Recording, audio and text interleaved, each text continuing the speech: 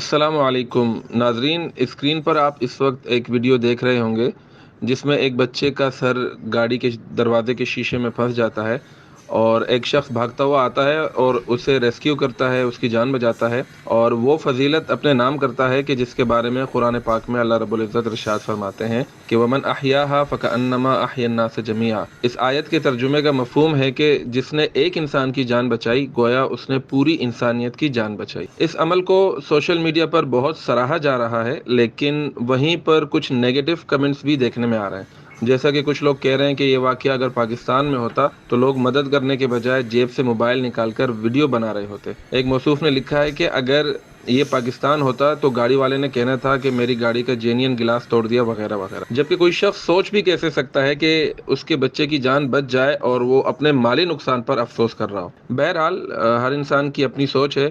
ہم اپنے چینل کے توسط سے ایک بار پھر یہی ریکویسٹ کرتے ہیں کہ مثبت سوچئے، خصوصاً پاکستان کا امیج دنیا کے سامنے خراب نہ کریں۔